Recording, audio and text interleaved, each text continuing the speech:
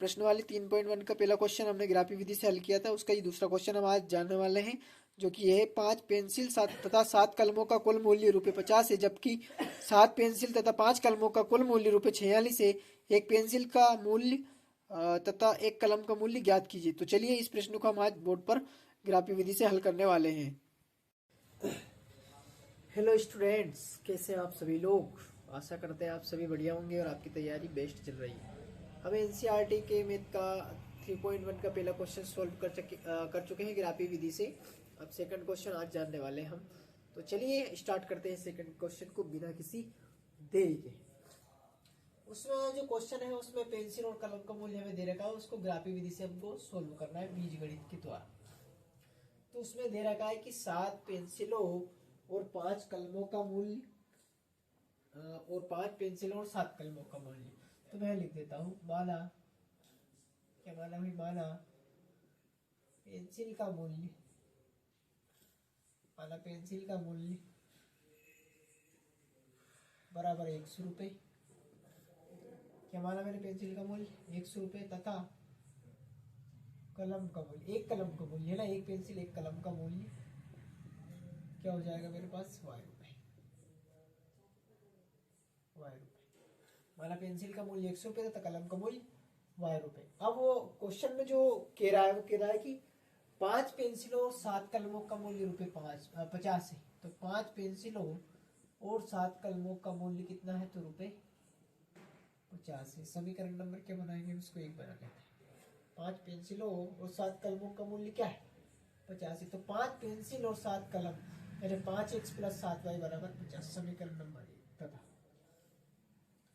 फिर अगली बार कहता है कि 7 कलमों और 5 पेंसिलों का मूल्य कितना है, ₹46। इसको बना लेते हैं समीकरण नंबर 2।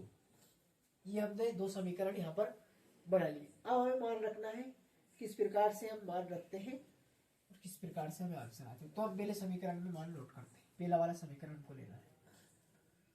समीकरण एक में पहले y के साथ रखते हैं। तो y बराबर 0 रखने पर कुछ भी रख सकते हो मान, उससे कोई फर्क नहीं पड़ेगा आंसर पर, आंसर एग्जैक्ट आएंगे। तो y बराबर 0 रखने पर तो 5x + 7y बराबर 50।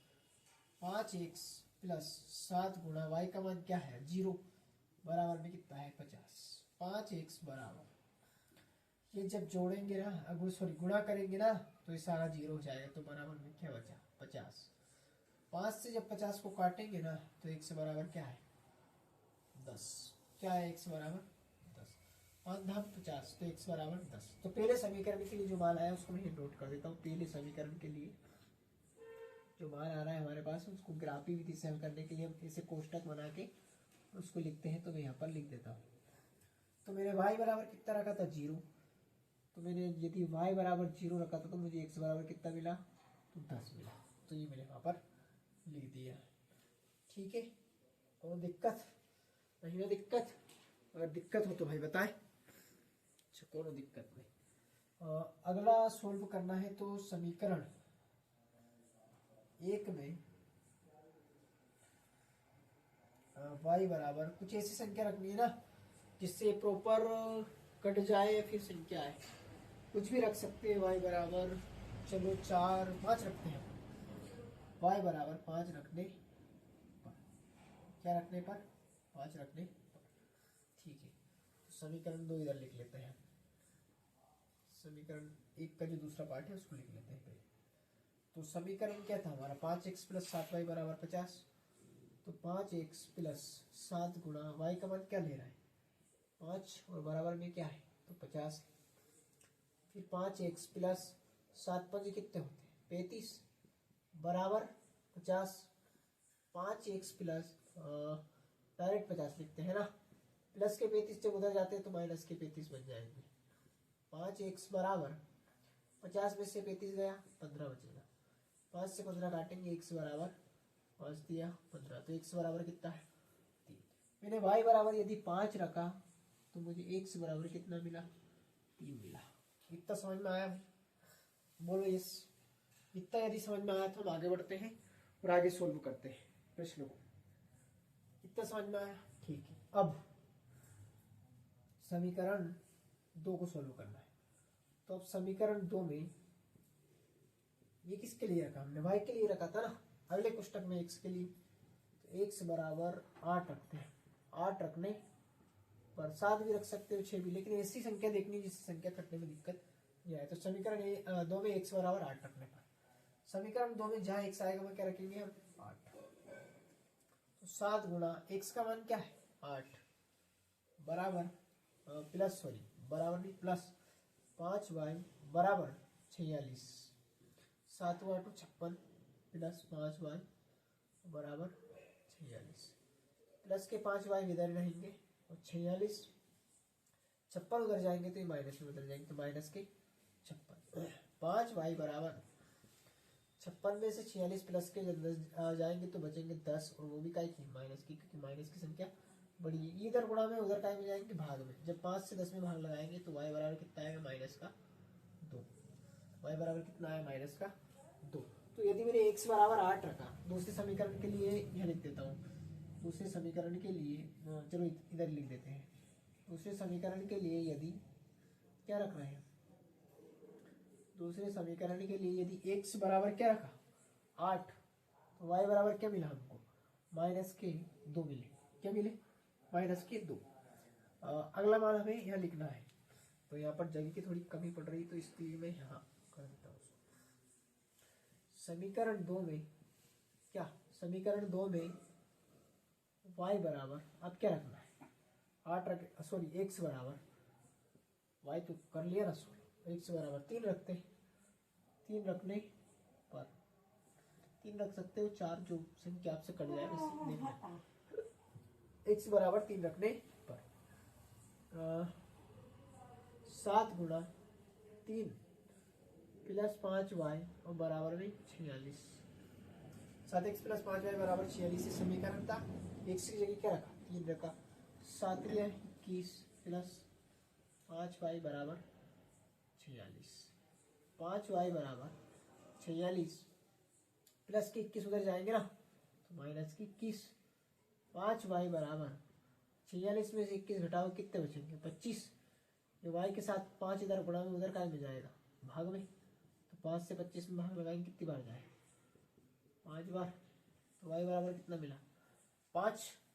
तो यदि x बराबर 3 रखा तो y बराबर कितना है? 5। तो यदि x बराबर 3 रखा तो y बराबर 5। ये हमने ग्राफिक विधि से सोल्व कर लिया। x का जो मतलब मान रख सकते हो आप, ऐसा जरूरी नहीं है कि मैंने यहाँ y बराबर 0 रखा, y बराबर 5, x बराबर 8 रखा, x बराबर 3 रखा, तो आपको भी यही मान लेना है। नहीं, आप यहाँ पर आपके मन से यहाँ चेंजेस कर सकते हो, लेकिन संख्या ऐसी देखनी है ना कि कटने में यहाँ सहूलियत हो जाए, ऐसी संख्या आपको लेनी है। ठीक है, अब इसको हम ग्राफ पेपर पे सोल्व करते हैं। इसको आप अच्छे से स्क्रीनशॉट ले, फिर हम इसको ग्राफ पेपर पर बनाते हैं। तो लीजिए आप एक बार इसका स्क्रीनशॉट लीजिए अच्छे से, फिर हम इसको ग्राफ पेपर पर सोल्व करते हैं।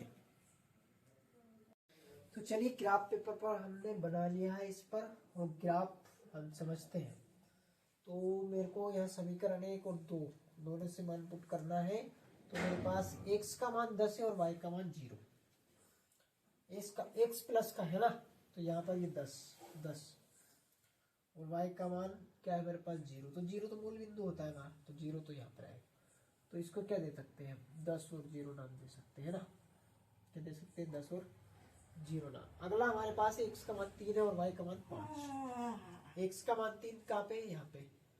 और y का मान 5 कहाँ पर है? तो y का मान धनात्मक 5 है ना, तो y का मान 5 है यहाँ पर। 3 और यहाँ पर पहुंचेगा और इधर से 5। ठीक है, ये यहाँ पर बनेगा। सही है ना। तो x का मान 3 और इस बिंदु को हम नाम दे सकते 3 और 5। वहां पर हमने नाम दे दिया 10 और 0, यहाँ पर नाम दे दिया 3 और 5। ठीक है, हाँ इसको मिलाना है। अब एक बार और मान रख लेते हैं, फिर मिलाते हैं इसको। x का मान 8, x का मान 8, तो यानी यहाँ आएगा x का मान 8 और y का मान माइनस का 2। y का मान माइनस का 2 लेना है ना, तो y का मान माइनस का 2 ये जाएगा। ये कहाँ पे मिलेगा? ये यहाँ तक जाएगा और ये उस साइड से जाएगा।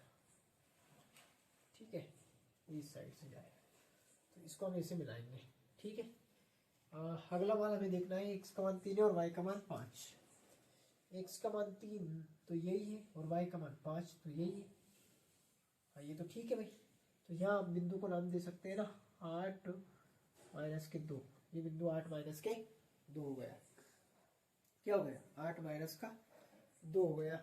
तो 8 माइनस 2 हमने लिख ही दिए। अब चलिए बस इनको मिलाना है तो मिलाते हैं इनको। एक तो ये से मिलेगा 8 माइनस, तो इसको मिलाना है तो एक तो ये से जाएगा इधर से पार होके, ठीक है। और एक इसको पूरा कर देते हैं। 3 भी है ना हमारे पास, ये 3 है तो इसको कैसे मिलेगा, ये तो मिलेगा 3 से काट के जाना चाहिए ना। 3 पे बिंदु मिल रहा है 3 पे बिल्कुल जाना चाहिए। तो ये ऐसे मिलेगा, बिल्कुल ऐसे मिलेगा। एक तो ये 3 पे मिल रहा है और एक 5 पे, तो इसका आंसर क्या हो जाएगा, तो आंसर हो जाएगा अतः x बराबर 3 और y बराबर 5। x बराबर 3 और y बराबर 5। देखिए x का मान ये 3 पे मिल रहा है और y का मान ये 5 पे काट रहा है, तो 3 और 5। ये थोड़ा बोर्ड पे ऐसे बन पाता है, आप अगर स्केल से इसको बनाएंगे तो बहुत अच्छे से बनेगा। ये आपको वहाँ पर बनाना है, ग्राफ पेपर पे इसको बनाना है ताकि आपको अच्छे से समझ में आ जाए, ठीक है। तो हमारी एक नई शुरुआत है, आप हमें सपोर्ट करें और हमारे चैनल को लाइक शेयर एंड सब्सक्राइब जरूर करें। Thank you.